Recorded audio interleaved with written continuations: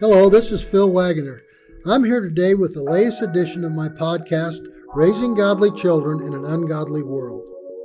In it, I'm interviewing young men and women who have gone through or are currently in the last 2 years of high school or college, or are new to navigating the world as an adult. These are young people who have kept their faith in God through the social and mental pressures that affect us all, especially young adults who are trying to find their niche in life. I want to know how they did it and are continuing to do it as they go from one step to the next in life. Then, when possible, we'll talk to their parents and get their perspective on their involvement. And at the end, I'll expound on a scripture from the Bible that talks about parenting.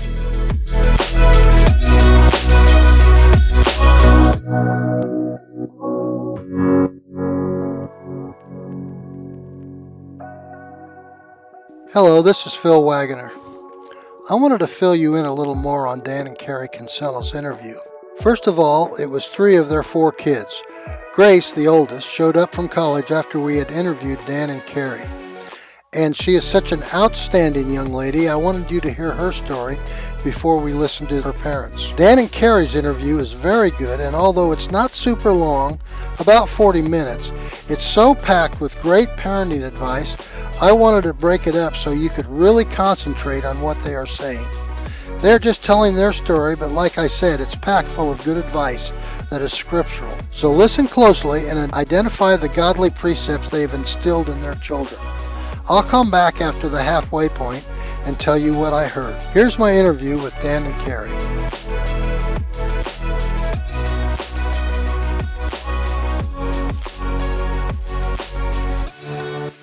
Hello, this is Phil Wagner. I'm here with my podcast on how to raise godly kids in an ungodly world. We've been having a lot of fun with this, and I've interviewed this couple's 2 of their 4 children previously, and so now we're going to get to the question of how'd you do that. Got with me today Kari and Dan Kinsella.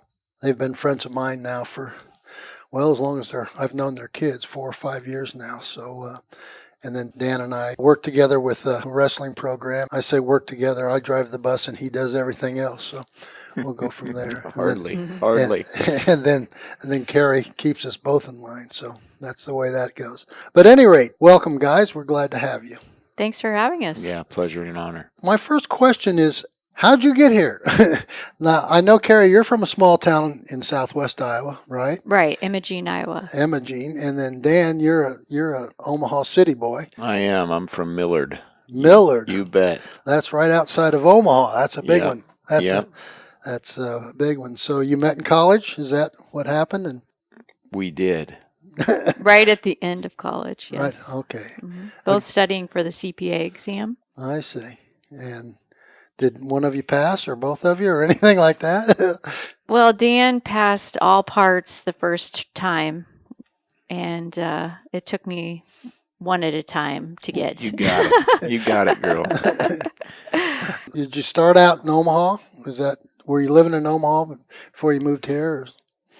So yeah, we were both living in Omaha during college. Yeah. And met at the end, as Kari said, and had the opportunity to meet each other right at the end of senior year.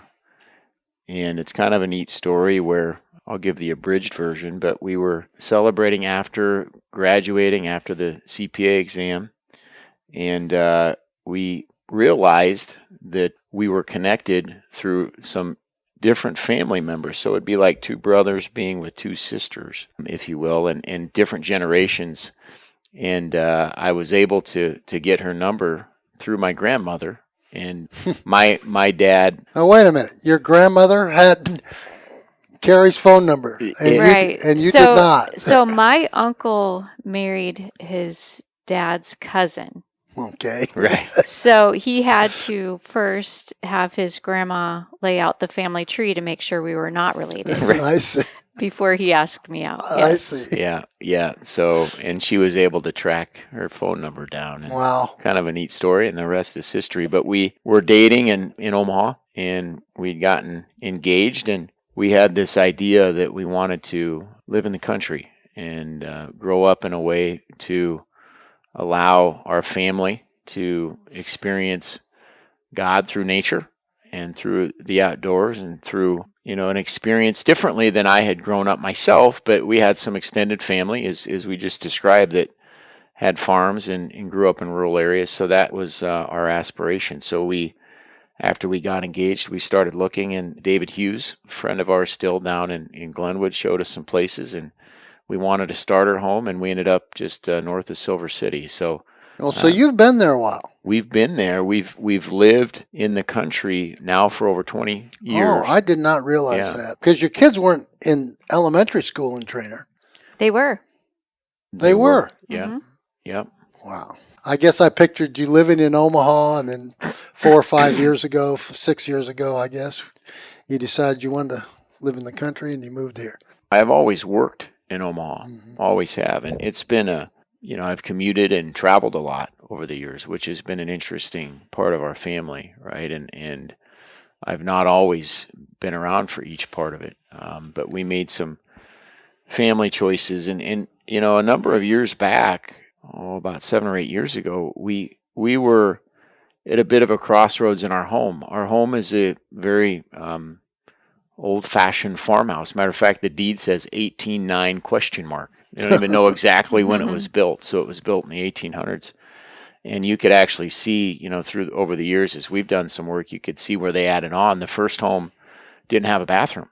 Yeah. Obviously, they had it was an outhouse arrangement back in the late 1800s. And so we were choosing whether we wanted to move or to do some work on our home, just so we had enough space. And when I say enough space, we've made a conscious effort at that time to not have a giant home.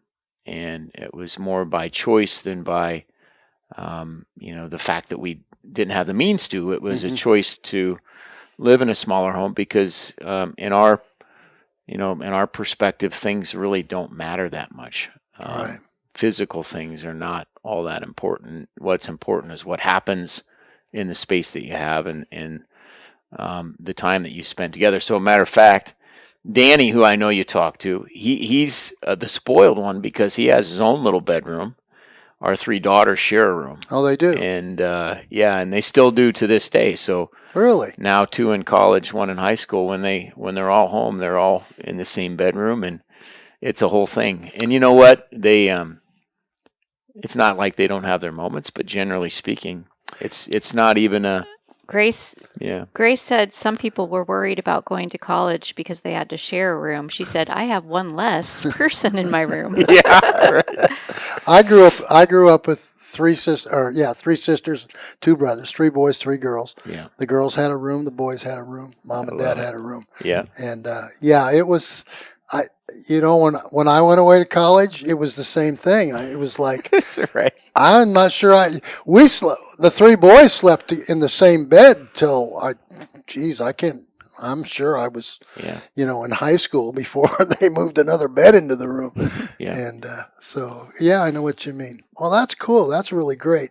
So were you guys both raised in a Christian home? Or I know, we had a great interview with your kids, by the way. They're really solid in their belief and they have reasons for it, not just because mom and dad said so.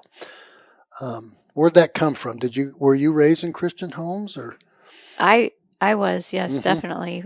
We were actually both raised Catholic, and it was very important to us.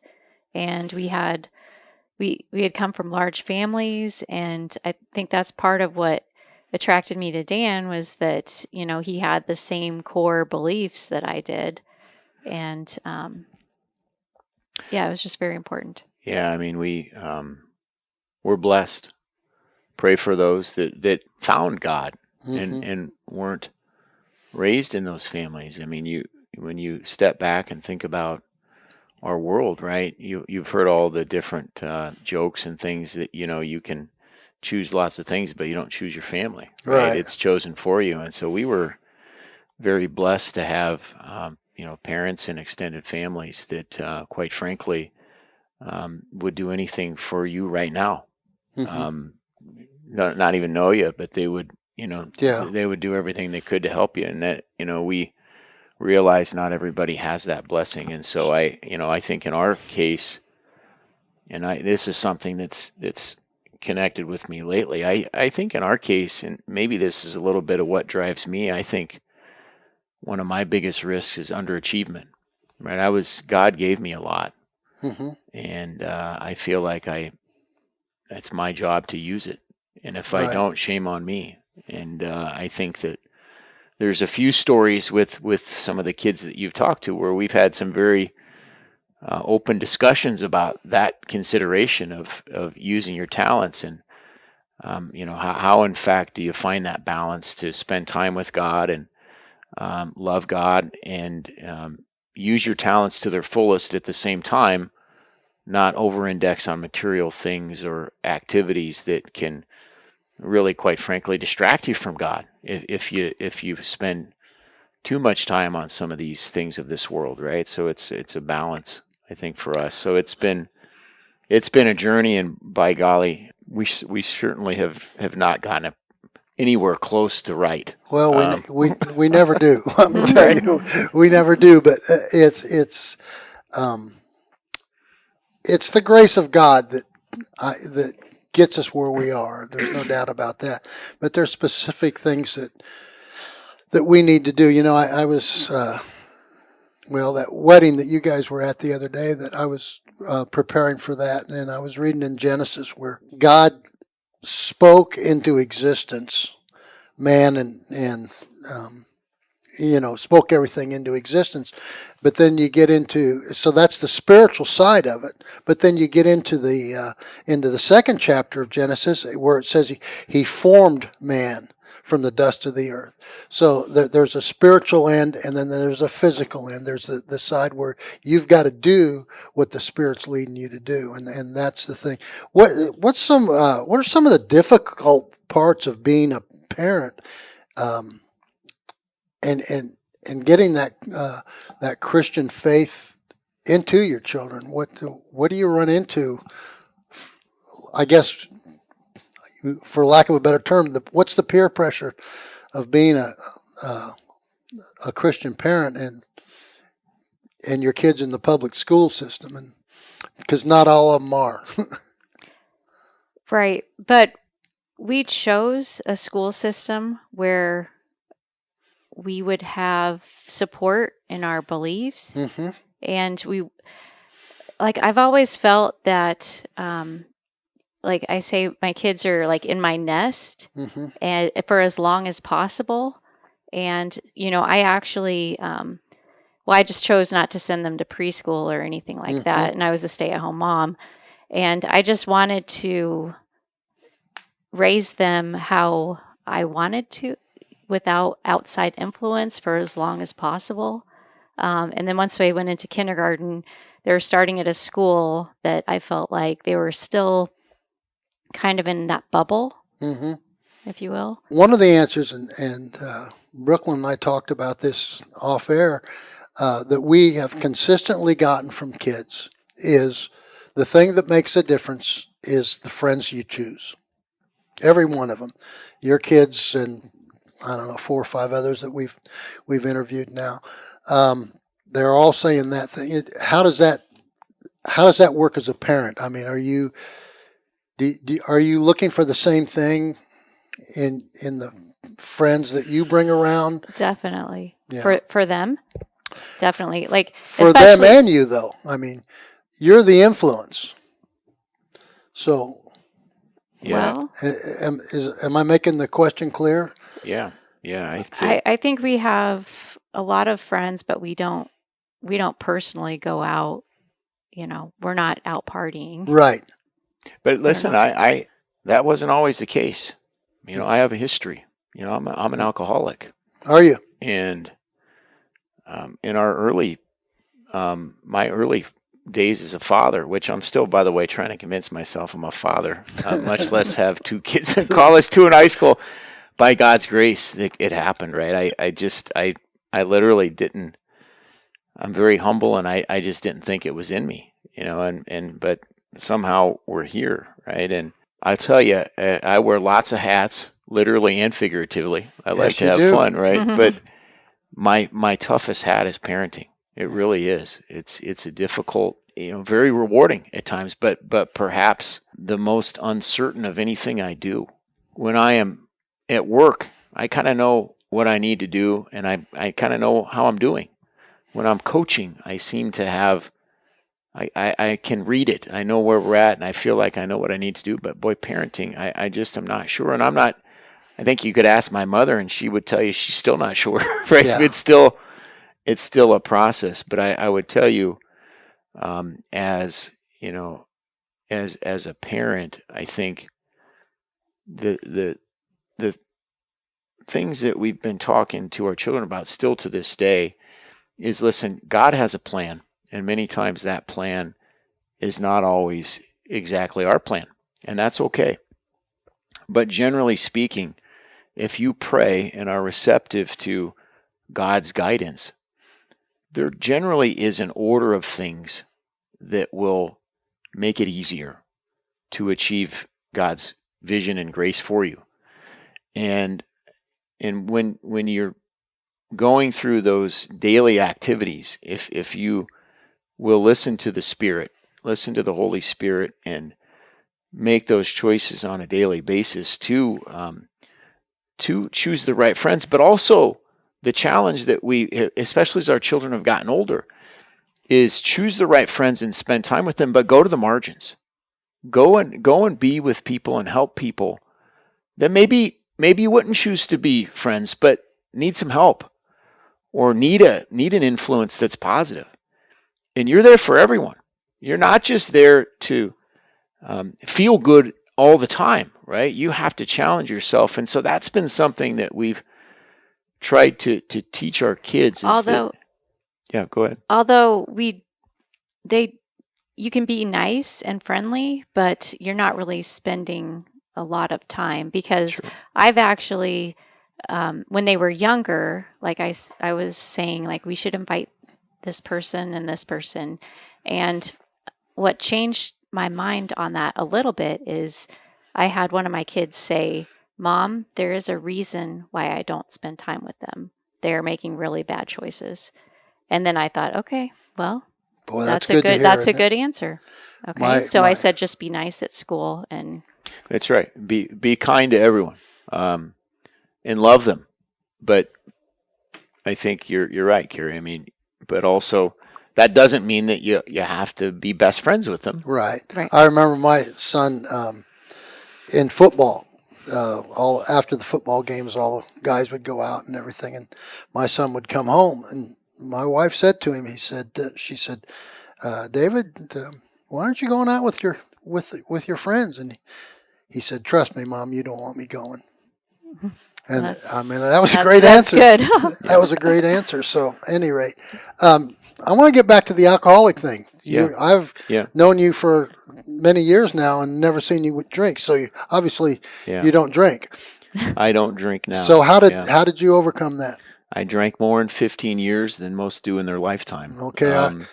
So someday you and I will sit down and compare our past. But go ahead. Yeah, it's one of those things where, and this gets back to family and athletics and things, and I was, for many years now, hindsight's 2020. Both sides of my family, my maternal and fraternal side, there's alcohol, right? And Irish heritage and Catholic heritage, Irish Catholic, and sometimes you hear those stereotypes, and there's some in our family. It's not just a stereotype, right? There's some history there, and boy, I in hindsight look back, and I've got 3 brothers, and 2 of us have a major challenge, and 2 don't, right? And you can't predict those things, but I was struggling to find the right balance of this part of me that wanted to have this enjoyable party kind of atmosphere and doing what I thought was right of being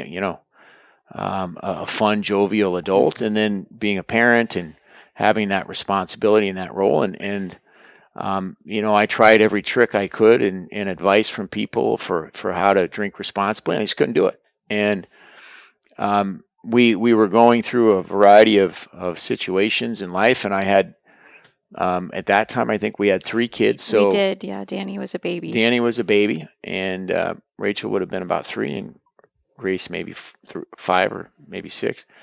And it hit a pivotal moment, right? And we had a big we were out for my birthday. Yeah. And we had to wait for a table, and so we waited at the bar, but then again, if you listen closely, there's a ton of great information there. This is what I heard. To begin with, the thing that brought them together seriously was that they had the same core beliefs. 2 Corinthians 6:14 tells us not to be unequally yoked together with unbelievers. That doesn't mean we don't interact with them. It simply means you don't make unbreakable contracts with them. We all grow and mature as we gain experience in life. Our core beliefs can mature the same way, but typically core beliefs don't change. So it's important that you marry somebody with the same core beliefs. The next thing I heard them say was they wanted their children to experience God, and they talked with one another about how they would do that. One of the things they did to accomplish this was they went to church with them. There were no excuses for missing a Sunday service, no matter how late Saturday night was or where in the world they were. They prayed together as a family and taught their children to accept God's guidance. One of the things I heard in their story was they demonstrated in their own personal life the core beliefs they wanted in their children. There's much more in there, but those were some of the high points that I heard.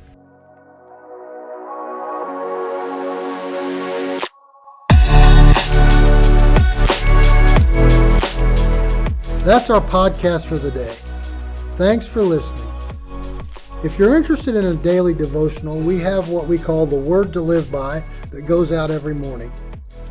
To have that sent to you on a daily basis, send me an email at pbwags@gmail.com. That's pbwaggs@gmail.com. Thanks again for listening. See you next time.